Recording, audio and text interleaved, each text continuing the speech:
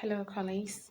I assure you that The Cloth of Nakedness is an interestingly mature story. It's about a portrayal of contemporary Ghanaian urban societies and working class lives. Interesting, right? Let's find out the rest together. I would love to assist you read chapter 1 of the story, so get your books and read along with me. The Cloth of Nakedness, chapter 1. He moved slowly, like a bored chameleon. It was as though his steps were a chore performed with difficulty, but necessary for the accomplishment of compelling objectives. At his sides, his arms swung steadily, unhurried, like noiseless pendulums.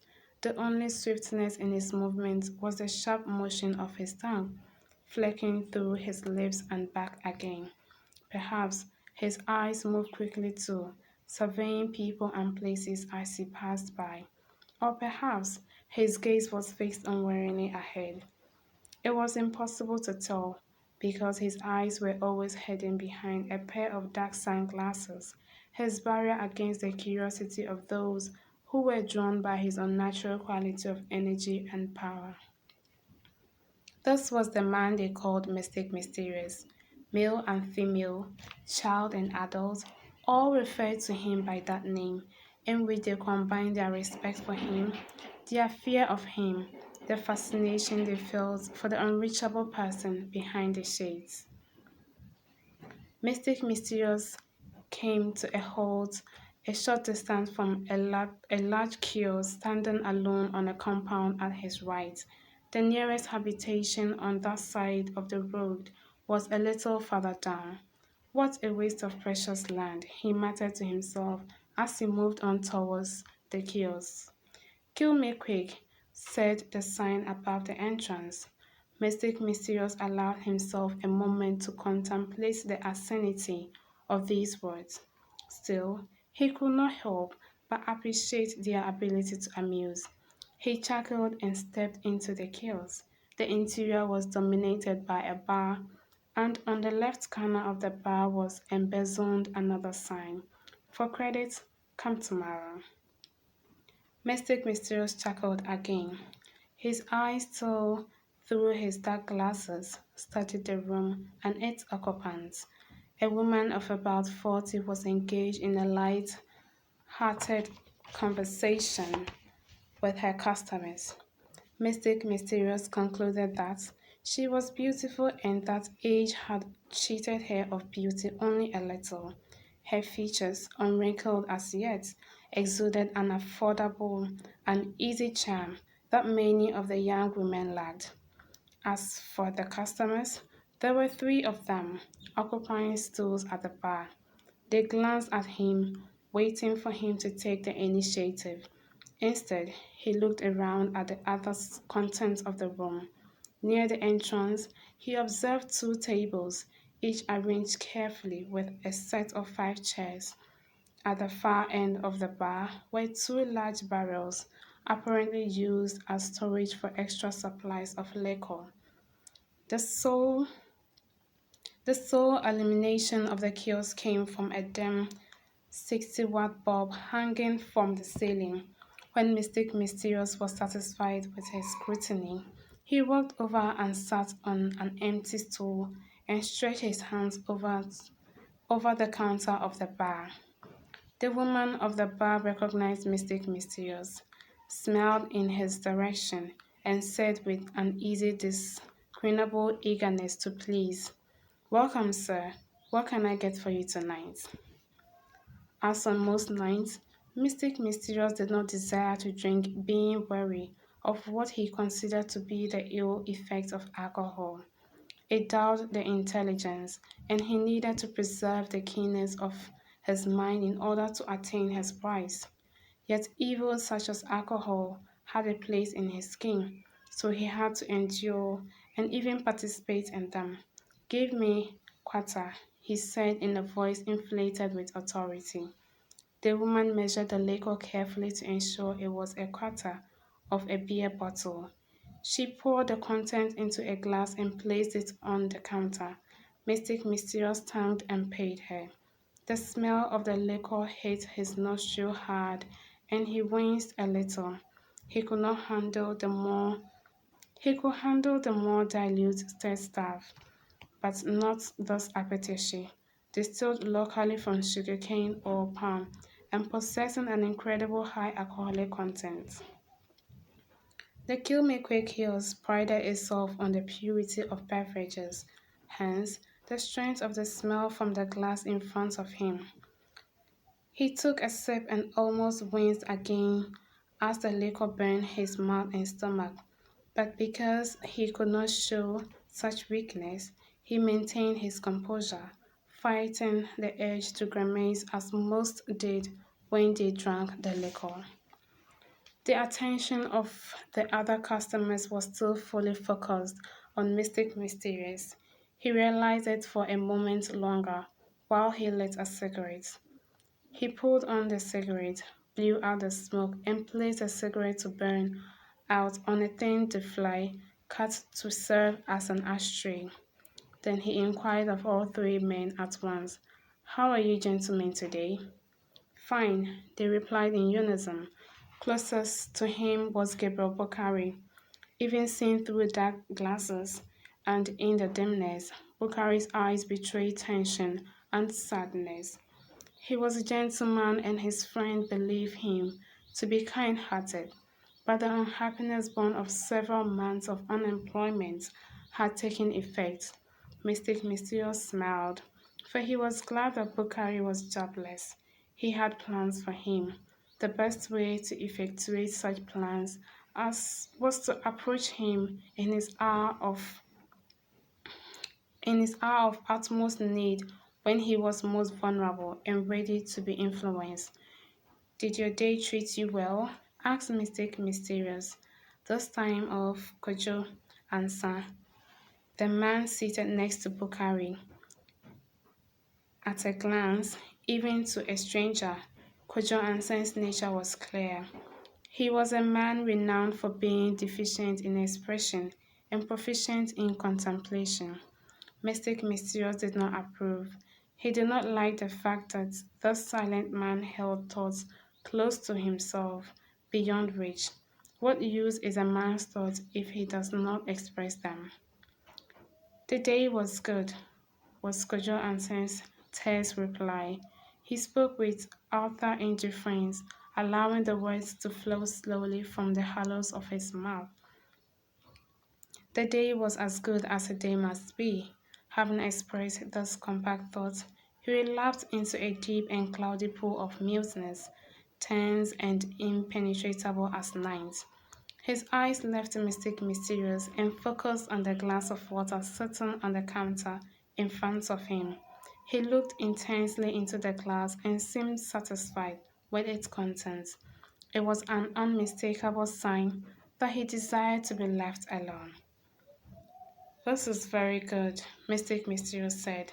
"We can only hope that today is no worse than yesterday.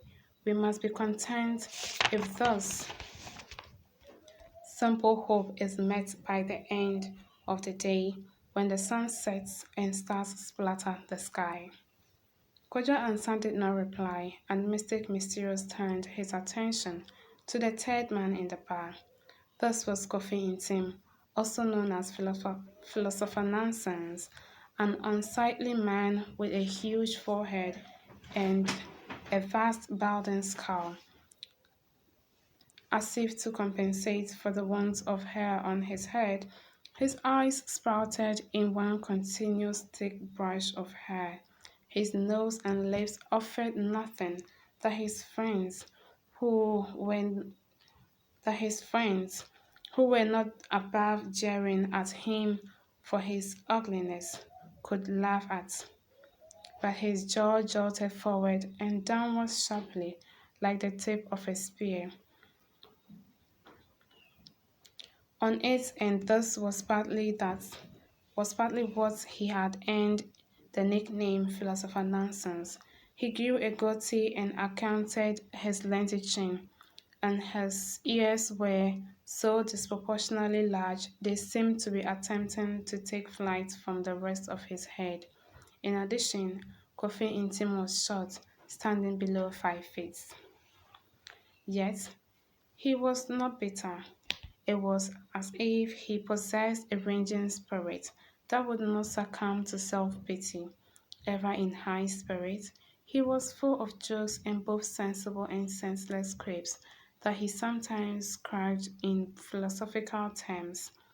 Perhaps it was the only escape, the only means of inculcating his sensibilities against an unremitting barrage of thorns, intended in jest but still capable of striking painfully at the emotions.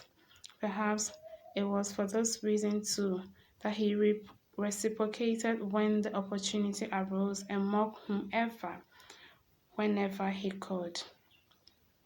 Mystic Mysterious wondered why nature had so cruelly molded Coffee Intim. Even he, who was supremely in control of his reactions, had to stifle a powerful urge to laugh by speaking instead. The drink is strong today, is it not? Ah, the drink is strong, so what? Is that not why you bought it? People are always complaining about one thing or the other. If it were weak, you would be jumping up and down, complaining how the liquor of nowadays has lost its power, how you used to drink strong drink in your youth and the young ones today have lost it.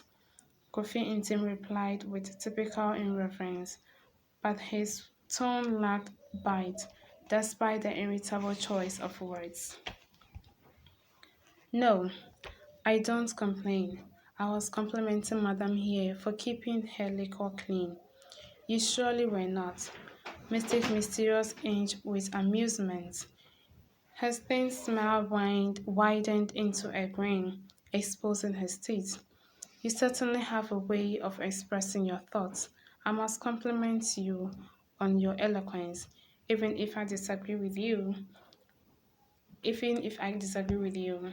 He had learned from experience to refuse to be baited into arguments, playing instead the part of the diplomat, the detached gentleman.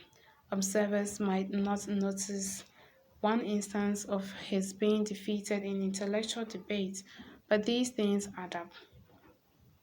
The circumstances fed the active mind in muscles, one by one, until they became fully grown, unfavorably opinions. Coffee and Tim came back. I know why you said it in the first place. Debate was out again, and Mr. Mysterious was curious. Why did I say it? Coffee and Tim took a long sip of his drink and allowed it into his mouth before swallowing. You do not have the stomach for strong liquor, you, so you must complain all the time. You are like this weakling here. The last remark was directed to Kojo Ansan, the quiet one, who drank only water and juice. Kofi Intim went on. A man has to imbibe like a man, drink strong, powerful liquor that burn your inside like fire. I do not like hearing nonsense such as I do not drink liquor or the liquor is too strong. There is no alcohol so strong that a real man can drink it. The man of the bar quarreled. How about women? Can a real woman drink liquor like a real man? And watch your mouth. Don't you know that? Don't you know this is a big man you're talking to? Kofi and Tim ignored the first part of the question. As for you, Auntie AC, sometimes I wonder why you sell this stuff at all. Maybe if you drank some of what you sell, you would have more sense in your head. I can talk to anyone. Oh, Bukari, am I not speaking the truth? Out of defense to AC and Mystic Mysterious, Bukari did not respond. He looked at Coffee Intim and Mystic Mysterious with an uncertain expression, avoiding eye contact. Finally, his eyes came to rest on the counter.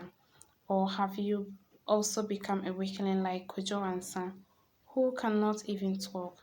Kofi Intim praised. Why don't you say something reasonable? AC asked. I was not talking to you, woman, retorted Kofi Intim. I was talking to this mute coward called Bukari. Finding Kofi in Tim's mumbling and mooing, Bukari blurted, "Why don't you shut up and learn some sense before you open your mouth again? Don't tell me to shut up, you unemployed fool. You are so stupid nobody will employ you. Look who is calling me a fool. You who are so stupid and that everyone calls you a philosopher of nonsense. Why are you insulting me, Bukari?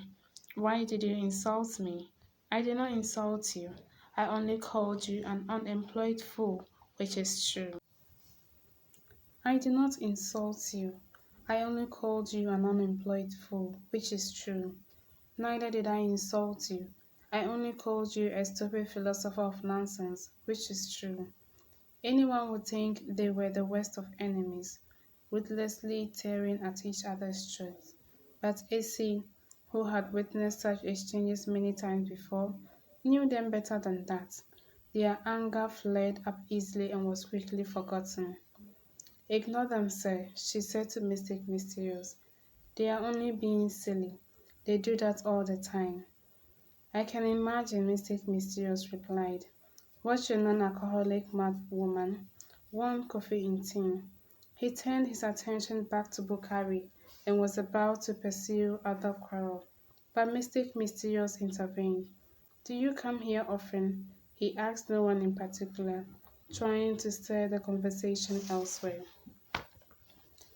"That, sir, is none of your business," Coffee in Tim responded. "Why will you buy me a drink, or what?" "Maybe," replied Mystic Mysterious. "Go ahead then. What are you waiting for?" Mystic Mysterious ordered Coffee in Tim a drink. Coffee in Tim was surprised by this show of generosity, though he did not show it. Why would anyone, especially a stranger, buy him a drink gratis? He was not used to acts of benevolence, no matter how small. He, the target of mockery, the specimen of human ugliness, who others treated as a source of amusement and not much more. Was his luck about to change? Was a propitious God smiling on him today? Was this the beginning of a deviation in the course of his human life? He was past the stage when he had contemplated daily the cruelties of his existence. His earlier years had been spent looking in the mirror and grieving over his unattractive physique and near repulsive countenance. What others told him was confirmed by his own eyes. In his position, many would sink into an abyss of self-loathing that might eventually become twisted into a violent hatred of the rest of the world, so that they were transformed into a walking time bomb ready to detonate at the least provocations.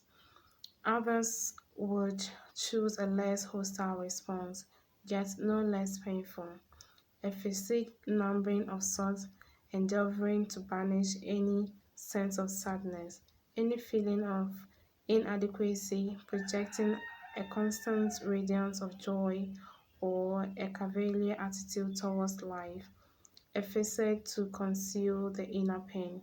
Kofi Intim belonged somewhere in this latter group.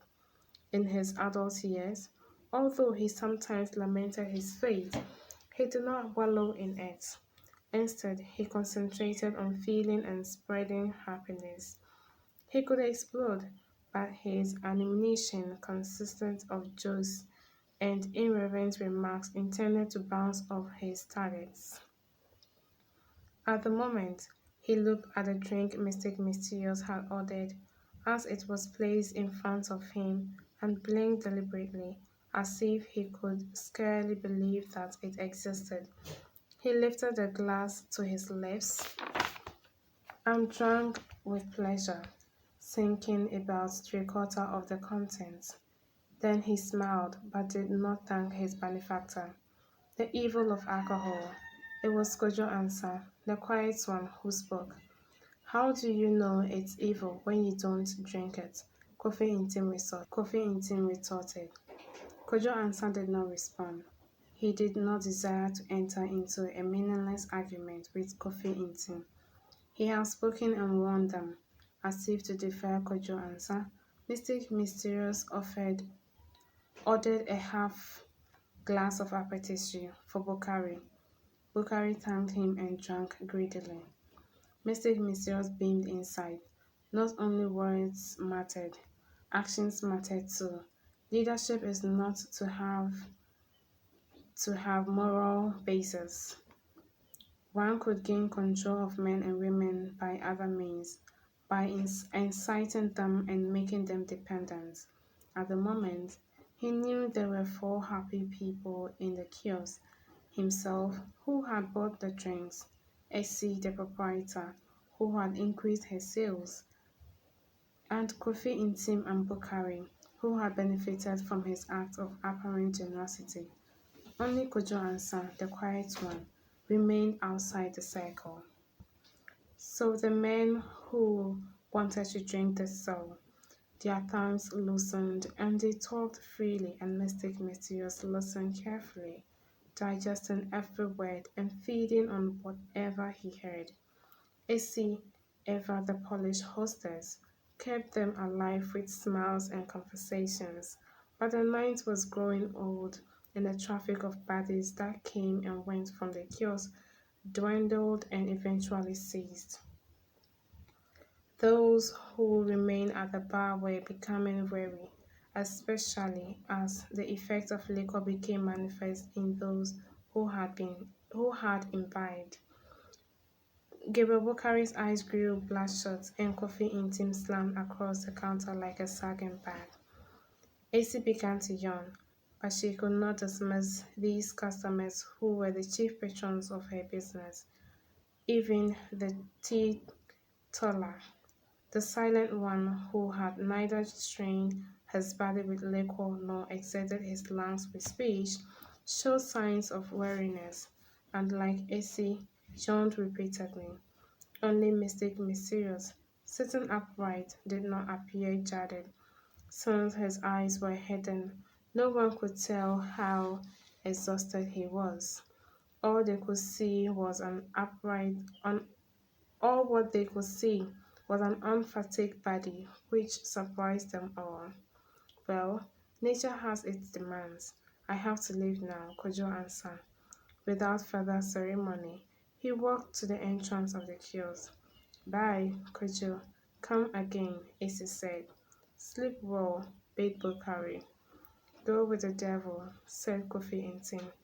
As for you, Kofi, you never speak any sense, Issy remarked.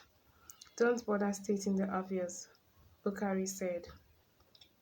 I suppose it's time for me to leave too, Kofi Intim announced once Kojo Ansa had left. I only leave with you, Bokari informed him. No, don't. I have some news for you, said Mystic Mysterious to Bokari. Bokari was puzzled. What news? I have to tell you alone. What is it so important and so secret that you have to tell him alone? Queried Intim, Kofi Intim. Let's go, Bokari. This man have nothing good to tell you. All he can do for you is buy drinks. You will be happy if you listen to me, but you will regret it if you listen to your friend here, Mystic Mysterious said to Bokari. All right, Bokari replied. Oh, you fool, you are going to listen to him? Kofi Intim affected indifference and swallowed the dreg of liquor in his glass. He was about to leave when he seemed to recollect something. His face lit up as he asked, Essie, will you warm my bed with your body tonight? You shut up, learn some sense. What is senseless about wanting you tonight? You have lost your head. Why don't you want to come home with me? Because you are ugly, Bukari intervened on Ace's behalf. No woman wants you. Shut up, you aching, Kofi Intim back at Bukari. Then he addressed Ace again. One day you will come to your senses, Ace. One day you will see how sweet it is to have me. Ace smiled but did not speak. Oh well, if you don't want to come with me, I will go home alone. Kofi Intim leaned over the counter and reached for Ace. but she had already anticipated him and moved quickly aside. Accepting defeat, Kofi intimidated his way out. Mystic Mysterious waited a little, then turned to Bukari and said, Gabriel Bukari. He deliberately pronounced the whole name for effect. It was more commanding of attention.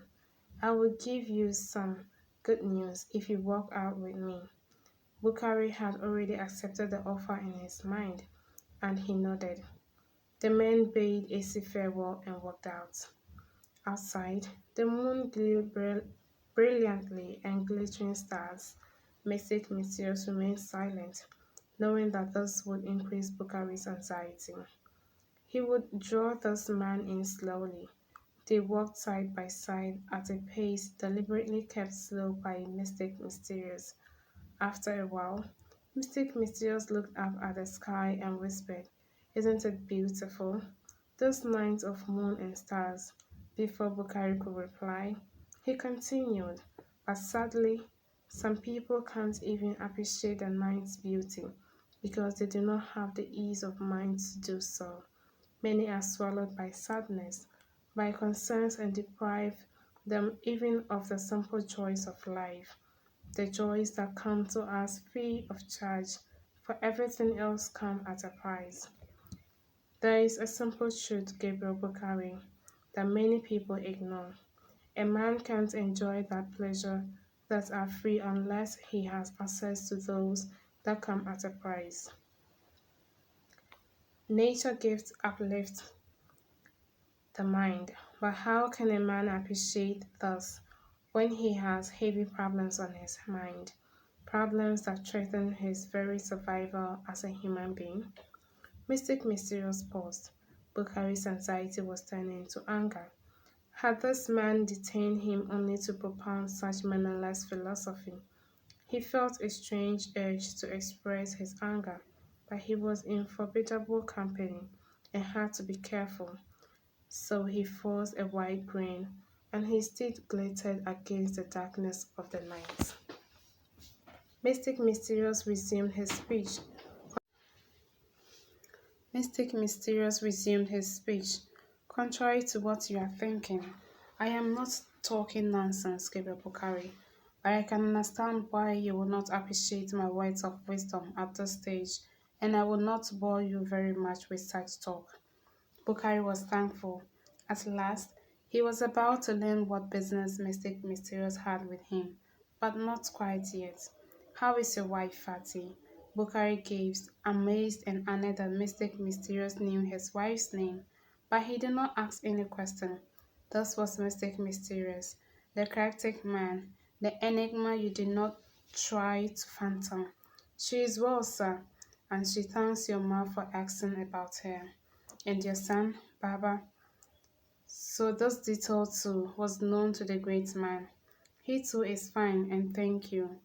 Mystic Mysterious said, I am very glad to hear that. I know that you, Bukari, have been deprived of life's enjoyment. He had taken the lead. Having lured and impressed this man, he could drop the formality and build a safe zone of comfort.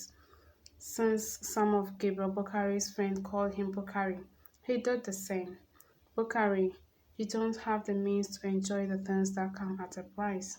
You must change that. You must think of your wife and son. They want to live the best of lives and they are looking up to you. You can't fail them. And I know you don't want to fail them. Bukari found much truth in these words. These things you say, why are you saying them to me? Mystic Mysterious smiled and reached into his pocket for a pack of cigarettes. He offered them to Bukari, who took one and put in between his lips. Mystic Mysterious produced a box of matches and lit the cigarette in Bukari's mouth. He was in control. He could afford to appear to be at Bukari's service.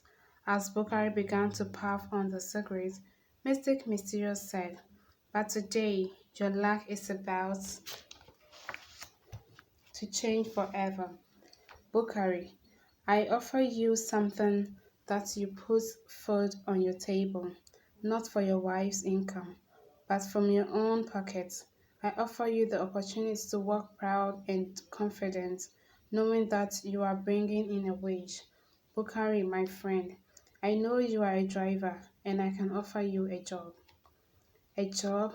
Bukari cried, unable to cover his enthusiasm. This is incredibly good news. I have been unemployed for 8 months. Mystic Mysterious completed the sentence. This time, Bukari was not surprised by the extent of Mystic Mysterious' knowledge. He was only impressed. You mean you have a taxi for me? No, I don't have a taxi, but I know someone who does, and he is looking for a driver. It's an old Ford, but it is in very good condition. Bukari listened eagerly, pulling hard on the cigarette and blowing out huge puffs of smoke. He did not care how old the car was. A car was a car. Mystic Mysterious continued. I looked around and I said to myself, Bukari has been without work for a while. He has a wife and a son to feed. He needs this job. So let me give it to him. And here I am offering it to you. Bukari was elated. So what should I do now? I will come and get it tomorrow evening. Then we will go and see the man who owns the taxi. After that, you will have a job. Trust me. I do. Good, Bukari. Be ready at 8 tomorrow evening. Sleep well. Without waiting for Bukari to say any more, Mystic Mysterious turned and walked away. Bukari watched as darkness descended and swallowed him. The night immense, vast, powerful, intriguing, and mysterious as the man. Then Bukari threw away his cigarette stub and walked on, full of joy, breathing the night therapeutic air deep into his lungs. His nerves calmed a bit, but his mind buzzed with new probabilities opened up to him by Mystic Mysterious. Here comes the end of chapter 1. Hope you enjoy it and hope you continue the rest of the chapters. Thank you.